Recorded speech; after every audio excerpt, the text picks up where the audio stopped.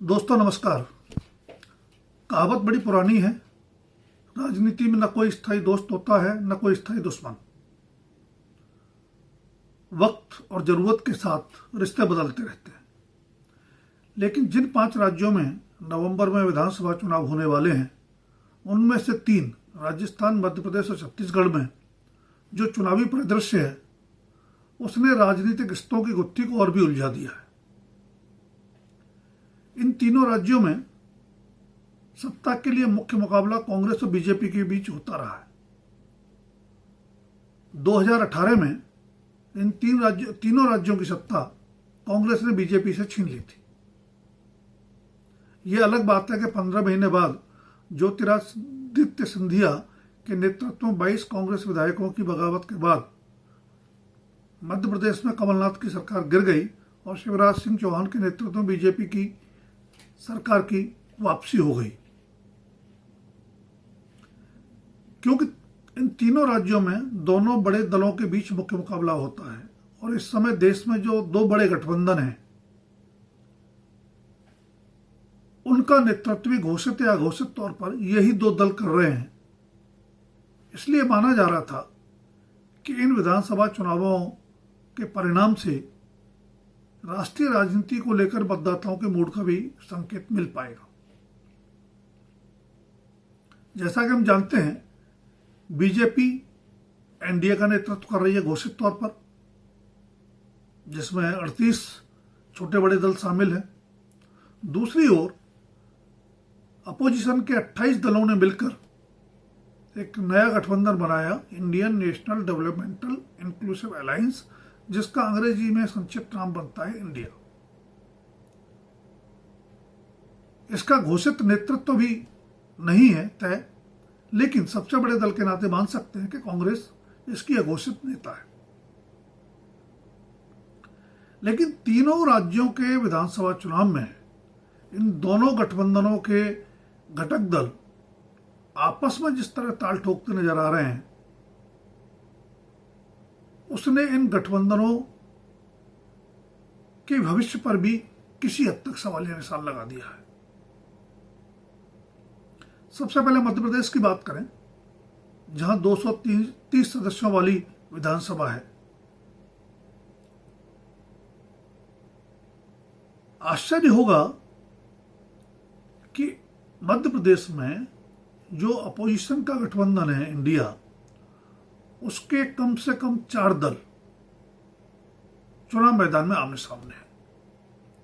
कांग्रेस ने 2018 में सरकार बनाई थी सबसे बड़े दल के नाते, क्योंकि बहुमत से 2 सीटें पीछे रह गई थी कांग्रेस। उसका चुनाव मैदान में उतरना स्वाभाविक है। सबसे ज्यादा सीटों पर, क्या सभी सीटों पर चुनाव लड़ रही है। उम्मीद की जा रही थी कि जो गठबंधन के छोटे दल हैं, जिनका वहां सीमित असर है, उनको शायद सीट बंटवारे में कुछ सीटें मिल जाएंगी, लेकिन वैसा हुआ नहीं। और आपने जो दिल्ली और पंजाब में सत्ता में है, सीट बंटवारे की बातचीत का इंतजार किए बिना ही उम्मीदवारों की घोषणा भी शुरू कर दी। ये जानकर हैरानी हो सकती है कि मध्य प्रदेश में आप सभी 230 सीटों पर चुनाव लड़ने जा रही है। आपने चुनाव पिछली बार भी लड़ा था और मध्य प्रदेश में 208 सीटों पर लड़ा था, लेकिन उसके ज्यादातर उम्मीदवारों की जमानत जब्त हो गई। इसके बावजूद आपने उन सीटों पर भी उम्मीदवार उतारे हैं जो पिछले विधानसभा चुनाव में कांग्रेस ने जीती थी। जाहिर है दोस्ती का नमूना नहीं है। दूसरा बड़ा घटक दल है विपक्षी गठबंधन में एसपी, यानी समाजवादी पार्टी। एसपी ने पिछले चुनाव में 1 सीट मध्य प्रदेश में जीती थी। सीट बंटवारे को लेकर कांग्रेस का तो उसकी बातचीत भी हुई और एसपी का ऐसा दावा है कि उसको 6 सीटें देने का आश्वासन मिला था, लेकिन जब कांग्रेस की सूची जारी हुई तो उसमें उसके हिस्से 0 आया। तो खफा होकर एसपी ने भी बड़ी संख्या में मध्य प्रदेश में उम्मीदवार उतार दिए। तीसरा दल या कांग्रेस को शामिल कर लें तो चौथा दल है जदयू, जनता दल यूनाइटेड, जिसके मुखिया बिहार के मुख्यमंत्री हैं और इस विपक्षी एकता में सूत्रधार की भूमिका उनकी रही। जदयू ने भी मध्य प्रदेश में 10 उम्मीदवार उतार दिए। तो जाहिर सी बात है कि जब गठबंधन के दल आपस में भिड़ेंगे तो स्वाभाविक रूप से कांग्रेस के ही वोट बैंक में सेंधमारी करेंगे। और यह स्थिति उस समय ज्यादा पेचीदा बन जाती है जब हम देखें कि 2018 के विधानसभा चुनाव में 30 सीटों पर हार जीत का अंतर बहुत कम था। उनमें से 15 सीट कांग्रेस ने जीती थी, 14 बीजेपी ने और 1 बीएसपी ने। इन सीटों पर छोटे दलों की मौजूदगी या उनको मिलने वाले वोट कितना असर डाल सकते हैं, इसका अंदाजा इससे लगाइए कि 6 सीटों पर बीजेपी की जीत के अंतर से ज्यादा वोट छोटे दलों को मिले थे। उसी तरह कांग्रेस को जो 15 सीटें मिली उनमें से 4 पर उसकी जीत का अंतर छोटे दलों को मिले वोटों से भी कम था। ऐसे में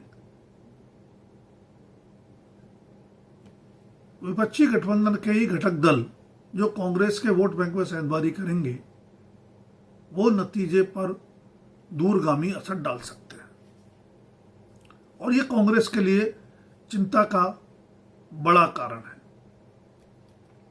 छत्तीसगढ़ में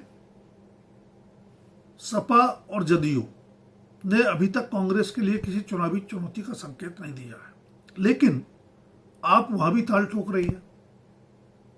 बेशक आपने पिछली बार भी चुनाव लड़ा था और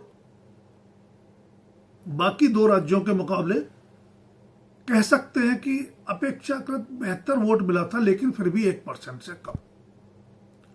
इस बार आपने कांग्रेस की जीती हुई सीटों पर भी उम्मीदवार उतारे हैं और सिर्फ इतना नहीं, मुख्यमंत्री भूपेश बघेल के खिलाफ भी उम्मीदवार उतार दिया है। पर छत्तीसगढ़ में कांग्रेस को ज्यादा परेशानी नहीं महसूस हो रही, क्योंकि पिछली बार उसने 90 में से 68 सीटें जीती थी और लगभग प्रचंड बहुमत के साथ सरकार बनाई थी। कांग्रेस की चिंताएं राजस्थान में बढ़ सकती है। वहां अपोजिशन जो अलायंस है उसके 2 दल एसपी और आरएलडी की मौजूदगी कांग्रेस के वोट बैंक में सेंध लगा सकती है। ध्यान रहे कि 2018 में राजस्थान में भी कांग्रेस बहुमत का आंकड़ा छूते छूते रह गई थी और उसे छोटे दलों और निर्दलियों के सहारे सरकार बनानी और चलानी पड़ी थी। आरएलडी के एक विधायक जीते थे, सुभाष गर्ग, जो अशोक गहलोत सरकार में मंत्री भी हैं। इस बार आरएलडी 5 सीटें मांग रहा है, लेकिन जयंत चौधरी के साथ कांग्रेस आला कमान की समझदारी अपेक्षाकृत बेहतर मानी जाती है, इसलिए माना जा रहा है कि कोई बड़ी समस्या नहीं होगी।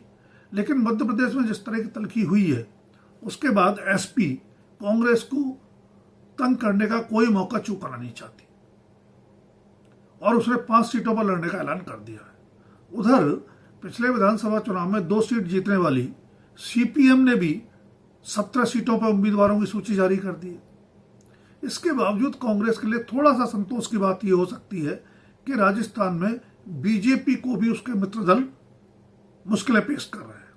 पिछला लोकसभा चुनाव बीजेपी से गठबंधन में लड़े नागौर के सांसद हनुमान बेनीवाल की पार्टी आरएलपी अब यूपी के चंद्रशेखर आजाद की भीम आर्मी जैसे छोटे दलों के साथ मिलकर अलग ताल ठोक रही है। राजस्थान में बीजेपी की मुश्किलें बढ़ाने में जेजेपी, एलजेपी, शिवसेना भी पीछे नहीं है। जेजेपी चौधरी देवीलाल के परिवार के एक धड़े की पार्टी है जिनका राजस्थान के कुछ हिस्सों में अच्छा असर रहा, लेकिन यही जेजेपी हरियाणा में बीजेपी के साथ सरकार में जूनियर पार्टनर भी है। यानी वहां आप दोस्त हैं और यहां दुश्मन की भूमिका के लिए तैयार है। बीजेपी ने महाराष्ट्र में सबसे बड़ा दल होने के बावजूद शिवसेना तोड़ने वाले एकनाथ शिंदे को मुख्यमंत्री बनवा दिया, लेकिन उनका गुट शिवसेना राजस्थान में अलग चुनाव लड़ रहा है और उसका प्रमुख चेहरा कौन है? राजेंद्र गुड़ा, वही जिन्हें लाल डायरी की चर्चा के बाद अशोक गहलोत ने मंत्रिमंडल से बर्खास्त कर दिया था।